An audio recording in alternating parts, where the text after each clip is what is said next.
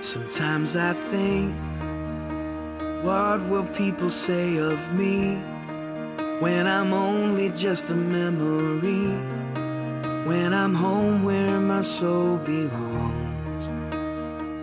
Labor Day weekend 2012, 34th Annual Interstate Church of God Softball Tournament. What a blessing it is for all of us to be together once again to raise money for the mission work in Paraguay, South America, and also to fellowship through the game of softball to impact and change lives. We're blessed this summer to have the opportunity to have Norbert Curley and his beautiful daughter Ani here with us this summer, and an exciting opportunity to hear exactly what's taking place on the mission field in Paraguay, and a blessing for all of us to hear directly from Norbert. So we're very excited, appreciate all of the ministry work, and also thank all of you from the softball tournament for your financial support of not only Norbert, but the many different ministries taking place in Paraguay. So to my brother Norbert, it's good to see you. What a blessing it is to be with you and Ani this afternoon, and maybe just give us an update, a quick kind of small synopsis of everything taking place in Paraguay. And I know the mission work that you and your family have been so diligent about your entire life, and just share with us a little bit about the different ministries and what that financial commitment to Paraguay, what has it been able to do for the ministry there and to further the kingdom of Christ through the ministry as well?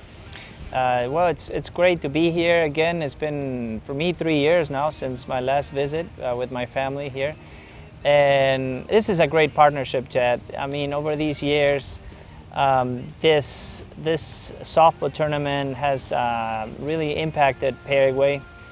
Through our parents who started this friendship in this campus here, and just that friendship continued to this day, and in our friendship and the partnership. And so, as you know, the softball tournament has made possible the first years of the ministry in Paraguay to help the school, Alpha and Omega, to get off the ground, and then just to help that school grow.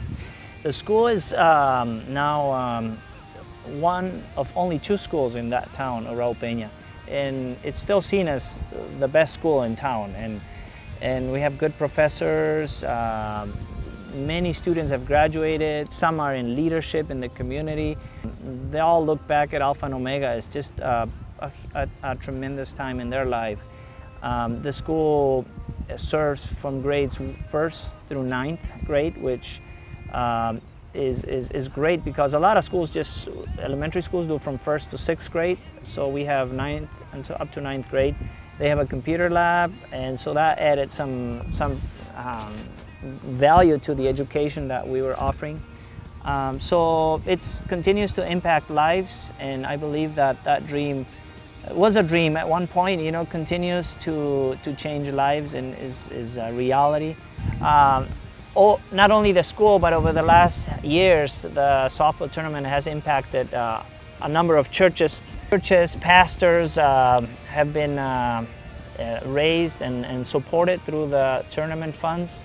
Another project we've been involved in the last 2 years is the Bible training school. That's a school that we started 2 years ago with the purpose of raising leaders and pastors and people who can take the work of God to the next level. We believe that it's not only important to go and do the work, but to train others that can continue that work. And so the softball tournament has also been the funds involved in helping this school get started. As you think back over the many years since you and I have graduated here, you know, you've shared that we wouldn't be where we're at today, but what have been some of the greatest impacts you've seen with the funds these softball teams have raised to give to the mission work in Paraguay? Kind of share with us briefly about that. Okay. For instance, at the radio station, equipment has been bought.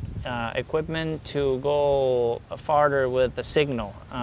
The first few years we had like 1 kilowatt of power, which took us about 70 miles from the station. Now we were able to purchase a bigger transmitter a few years ago, and that took us to at least 200 miles from where we are. So that impacted a wider region, you know, with the radio station. Scholarships, you know, we have helped not only pastors get training, but also students who are coming into the school now. many have nothing. They have a heart to serve God, but they have no support from their parents. A young man, for instance, who's now in the Bible school, his father and mother won't have anything to do with God, but he felt the call to prepare himself. And so thanks to these funds, we're able to help him as well to get ready for ministry. Norbert, I know that it's been a very intense mission for you and Julie and the family, and I know that this year has been a very trying year, a very tough year, and obviously the entire Interstate Church of God family has carried burdens with you and have been in prayer for you and your family. And if you could just share with us a little bit about that part of the ministry with your family too. You know, Chad, I didn't know if I could do this trip by myself. This would have been our 4th trip with Julie. We met on this campus, and it's just so much connected to that. And there's a lot I don't understand. So many questions I have. God, you took, my wife, my son. We were doing your work, and so I'm here because I know that this is where I need to be. I feel the love of a lot of people who are praying. Many of you know what happened and know that these last few months have been very difficult in my life. And with Anaí, I believe God still has a purpose. I've asked God, why am I still alive? I struggle. I still have a lot of things I'm asking God. I say, God, why did you take Julie? She has invested her whole life in the ministry of Paraguay. She was one of the most active ministers I know, or missionaries. I know Julie invested in the kingdom. And the only thing that I can do, and I believe the rest of my life, is continue investing in the kingdom. Amen.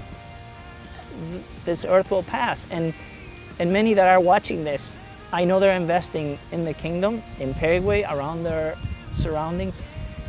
And I think that's where we need to be. And I do want to challenge people, Chad, whatever they do on this earth, not to forget that there's a higher calling and there's a purpose. What are some things that you would like to share with the tournament family? Well, I want to say thank you for not just getting together to play softball, but to have a purpose behind it. I mean, that makes this tournament, I think, special, and it gives it the identity it has.